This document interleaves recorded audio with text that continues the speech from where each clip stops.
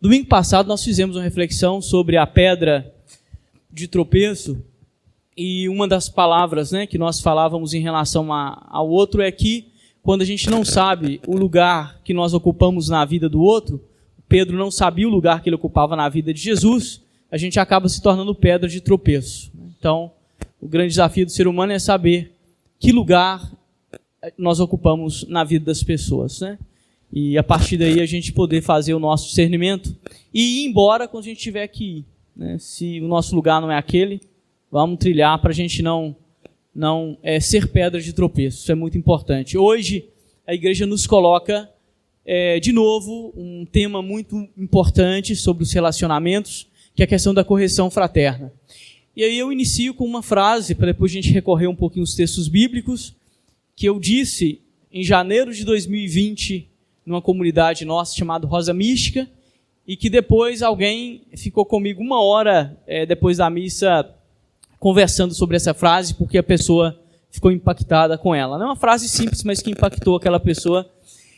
E uma frase muito dita por aí, que é: a nossa fé ela é individual, mas não é individualista. E por isso ninguém vai para o céu ou para o inferno sozinho. Nossa fé é individual, mas não individualista. Ninguém vai para o céu ou para o inferno sozinho. Claro, é uma frase que parece de efeito, mas no fundo ela tem aí um primado espiritual, que é a fraternidade universal que nos une. Isso é muito importante. É individual porque Deus se comunica com cada um de nós de forma particular, somos feitos à sua imagem e semelhança, acreditamos em um plano dele para a nossa vida. Individualista jamais. Isso é muito importante. E aí hoje a igreja nos coloca a ideia da correção fraterna e lança para a gente alguns desafios.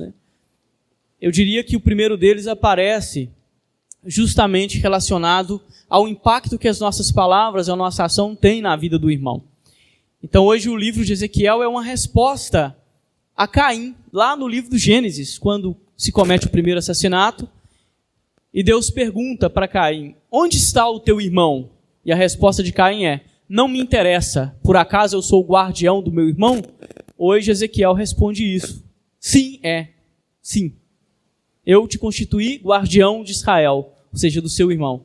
E se eu disser uma palavra para ele, e essa palavra não for transmitida por você, e ele morrer, ele morre por própria culpa, mas eu pedirei contas da vida dele. Então, sim, nós somos responsáveis pela vida dos nossos irmãos. Para quem crê, isso é uma verdade. E aí vem o desafio da correção fraterna, que a gente poderia formular assim: como fazer uma correção fraterna sem ser agressivo? Como fazer uma correção fraterna sem fazer fofoca? Como fazer uma correção fraterna, ou seja, dizer uma palavra para o nosso irmão, para a nossa irmã, sem ser invasivo e sem ser violento? E aí da nossa parte, como também escutar aquilo que o outro tem a nos dizer. Qual é o critério? O primeiro deles aparece no Salmo, que é: não fecheis o vosso coração, ouvi hoje a voz de Deus. Quem tem o coração fechado, sempre tem razão. E aí o diálogo se cessa, porque eu posso dizer o que eu quiser. Não importa o meu sentimento, importa aquilo que você pensa. Então jamais o que eu digo vai ter impacto sobre a sua vida. Você tem razão. Então esse não fechar o coração significa estar aberto na medida do possível à palavra de Deus. E a palavra de Deus não cai do céu, ela aparece na nossa vida, e por isso a gente tem que fazer um discernimento a partir das pessoas que convivem com você. Às vezes é a palavra do seu marido, da sua esposa, do seu filho, do seu amigo, do padre. Às vezes é a palavra de uma pessoa que você menos espera. E aí, se nós estamos com o nosso coração fechado, não tem como fazer correção fraterna. Então, não fechar o coração.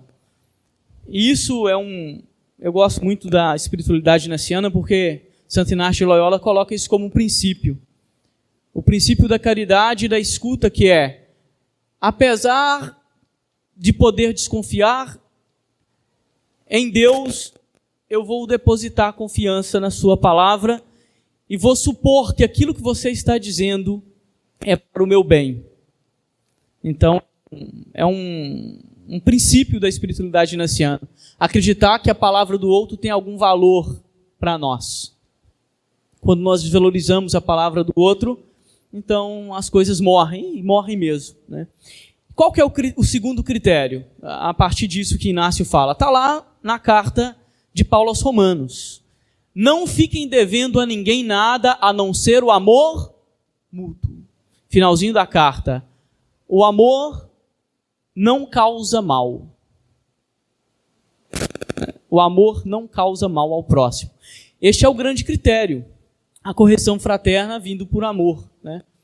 30 de outubro, farei 4 anos com vocês aqui. Já tem um tempo, né? Já tem um tempinho. Mais do que eu esperava, inclusive. Então, eu fiz um discurso de posse em 30 de outubro, que eu sei que não agradou muitas pessoas. Não me incomodo com isso também não. Mas eu quero repetir para vocês. Eu disse, quando eu tomei posse aqui, primeira coisa, que eu não vim aqui fazer amigos. E não vim mesmo. Eu sou o pastor. Não o pastor maior, que o pastor é Deus, né? Sou o pastor no pastor. Não vim aqui fazer amigo. Embora eu queira e deseje ardentemente a amizade de vocês, eu não estou aqui para ser amiguinho de vocês. Não vim aqui fazer amigos. Não vim aqui fazer fã-clube. Não é essa a minha missão, né? E aí, sobre isso, o papel do pároco ou do pastor, de dizer uma palavra para além das simpatias e das amizades, né? E não deixar que essas amizades e essas simpatias impacte aquilo que ele tenha que dizer na hora que tenha que dizer. E isso é um papel importante da igreja quando a gente fala de correção fraterna, né? Então, a nossa palavra de correção fraterna está para além das simpatias. Dizer aquilo que precisa ser dito, sem estar atrelado a nenhum tipo de relação que te prende, né? Fugir de todo tipo de bajulação e elogio vazio. A maioria deles são mentirosos. A maioria dos elogios que nós recebemos não são verdadeiros, né? E a gente tem que se vacinar contra isso. Aprender a desejar menos elogio e a ouvir com mais atenção aquilo que as pessoas têm a nos dizer, né? E aí fugir, né, desse paradigma da simpatia. Nós queremos ser simpáticos o tempo todo. Então as palavras que nos agradam, nós acolhemos. A que não nos agrada, a gente joga fora, né? Temos que ser pé no chão, né, gente? Nós não agradamos todo mundo, eu não tenho pretensão nenhuma de agradar vocês no sentido humano da palavra, não é isso que eu busco, né? Para quem me conhece isso está bem claro, então não é o que eu busco mesmo, e não esperem isso de mim porque não vão receber, né? Mas essa palavra de fraternidade baseada na caridade, ela precisa ser o princípio da nossa vida. E aí o lema é a verdade na caridade e a caridade na verdade, né? Tem um poema que diz que a maioria das nossas doenças são palavras presas. A maioria das nossas doenças são palavras presas, né? São palavras não ditas que se tornaram malditas, que às vezes reaparecem lá no final da nossa história.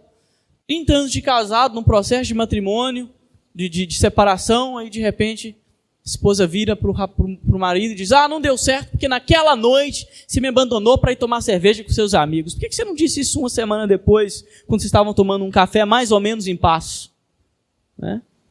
Então, a correção fraterna, ela é um desafio para nós, porque às vezes nós temos uma dificuldade de dizer as coisas que nós temos que dizer por uma questão de simpatia. Se eu disser isso, eu acho que eu não vou ficar muito bem na fita, então eu prefiro não dizer, ou dar uma volta, ou eu não sei dizer, né?